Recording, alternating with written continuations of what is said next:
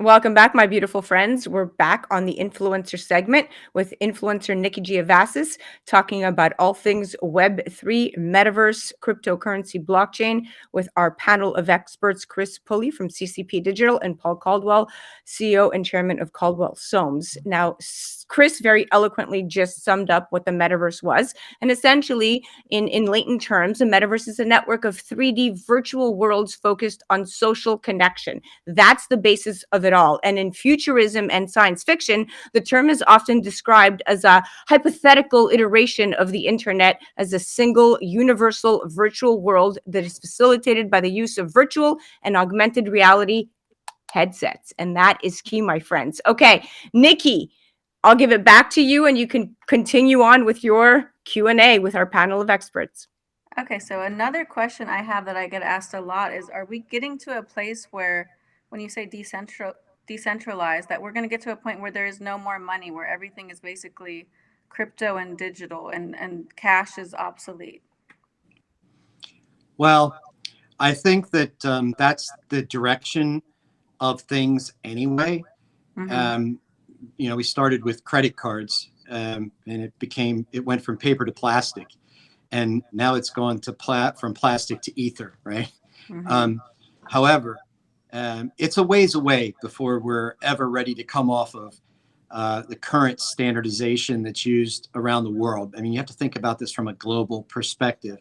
One could start, you could think that the government would start, or someone would start a cryptocurrency that would take over the US dollar. But what they don't really understand are economics, and they don't understand globally how currencies actually lever each other and how currencies relate to each other. So this would have to be a global initiative before you see Mm-hmm. everything in the digital sphere. So I would say don't throw away your dollars just yet for your Bitcoins.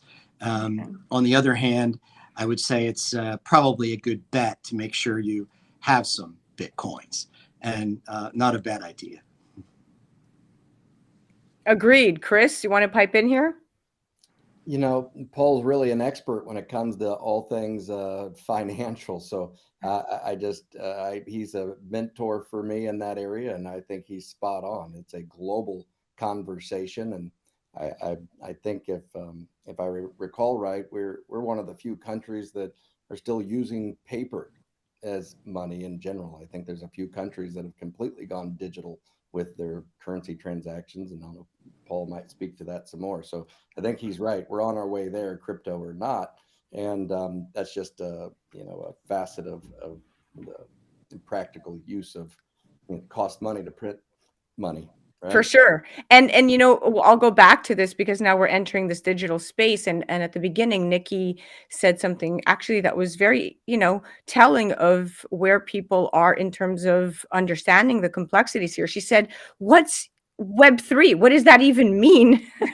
Nikki, I love the innocence behind that. But more importantly, I truly I want to pipe in here because I'm a huge fan of the metaverse. And I feel, Web3 has a lot to do with the metaverse, and it's really a kickoff because, first off, the metaverse essentially refers to a future internet that consists of this three-dimensional spaces in virtual reality where all these users can interact with one another. And it's the reason why Facebook recently changed its name to Meta. Really, I mean, some technologists hope that Web3 is going to incubate a metaverse that is built using blockchain systems, which is why we are here talking today, and open standards, and that is run by a network of computers around the world instead of what we have seen up until now, a few big companies controlling things, which always ties into something a little bit more sophisticated. But my entire preaching of the need to disrupt technocracy here. But back to NFTs would, could facilitate commerce involving items in virtual reality. So Nikki, when you think of the metaverse and Web3 and NFTs, think of those as almost, that commerce involving these items within this new world. And the traditional gatekeepers won't be able to dictate what can and can't go down in the metaverse the way we have the traditional gatekeepers up there telling us how the interest rates work and our Federal Reserve and whatnot. This is an entirely different mindset and a different community, and it's really the generation that we're seeing today. That's my take as the millennial mom. Yeah, I love that take.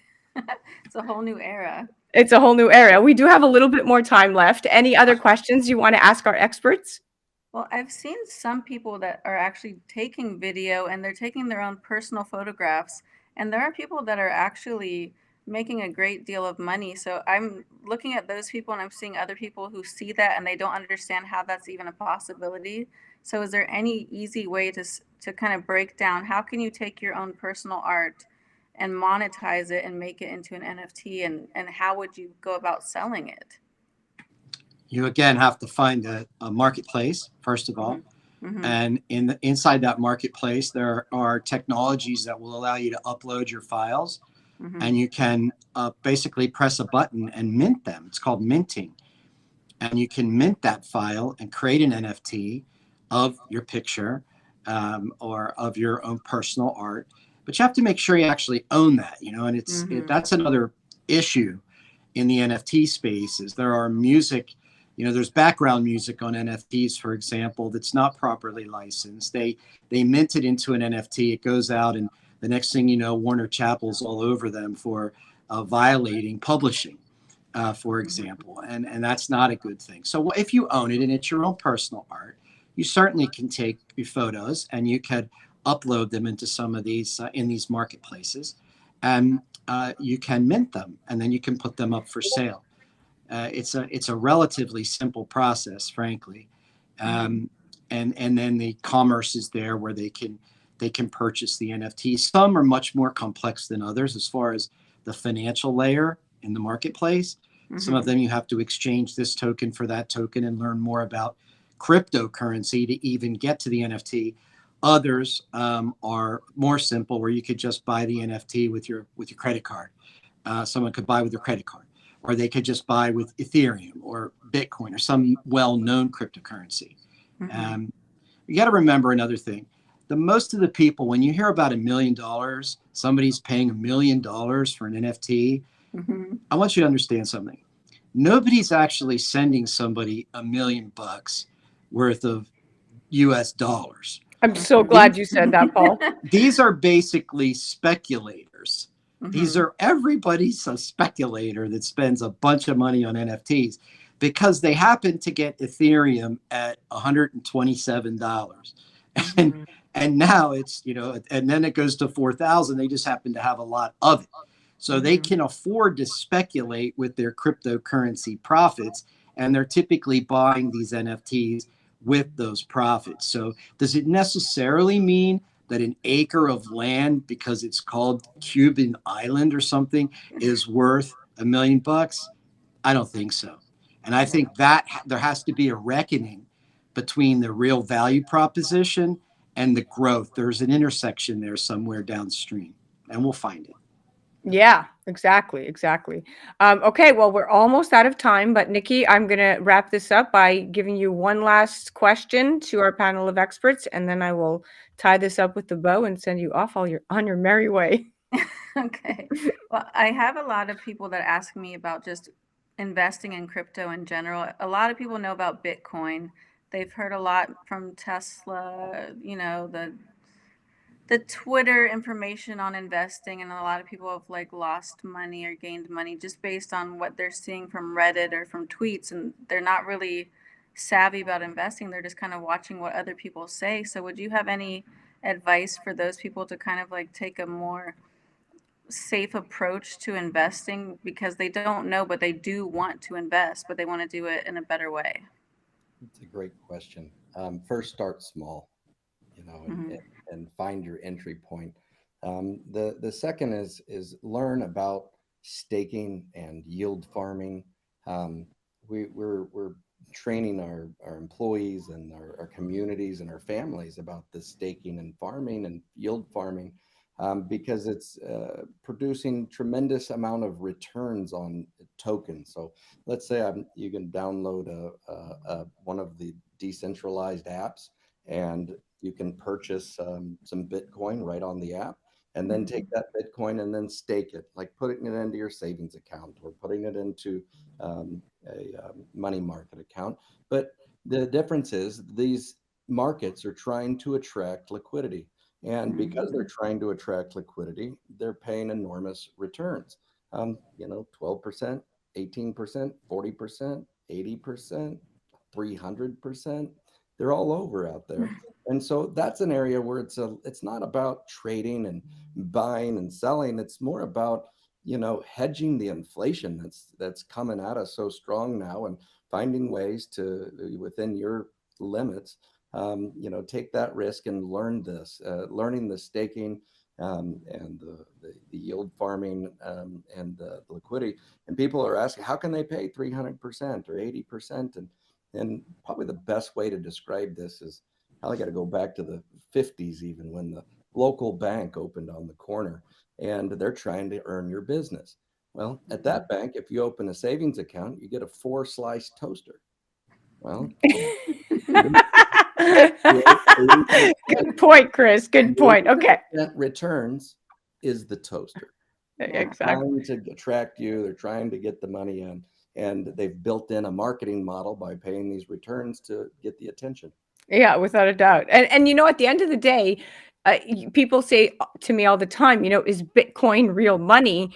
And it's, to answer this question correctly, you need to define exactly what real money is first, right? So like you go back to the roots here, and real money it's durable, it's divisible, it's portable, it's fungible, it's like a medium of exchange, and crucially, a store of wealth over a long period of time, similar to gold.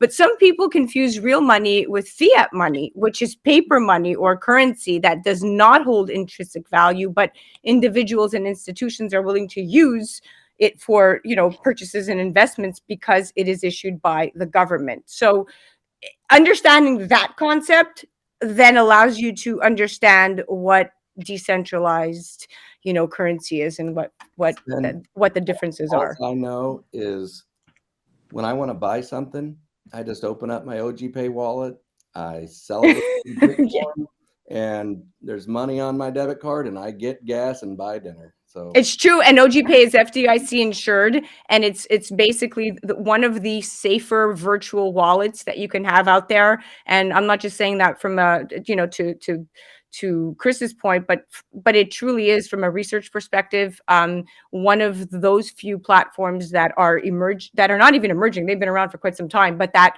understand the back end protocols extremely well to make sure that your money is protected and that your checkout experience is really idiot proof. And I don't want to say that word in a bad way, but it's idiot proof. I don't know how Paul did it. I just know it works. It works. Paul didn't do it. Smarter people than Paul did it. Yeah, Paul just knows the companies to keep close to home. All right, guys. Well, that wraps up another great segment right here in our influencer segment on A Moment of Zen. Thank you so much, Nikki and Paul and Chris. It was very insightful as always. Thank you. Thanks. Take care. All right, you guys are listening to A Moment of Zen right here on 710 WOR, the voice of New York. Check out Nikki Giavasis. Again, I'm going to repeat her handle, at Nikki Giavasis Official. I've remembered this all throughout this interview, at CCP.Digital, OGPay.com, OG2D.com. They're all on the internet. We'll be right back after this.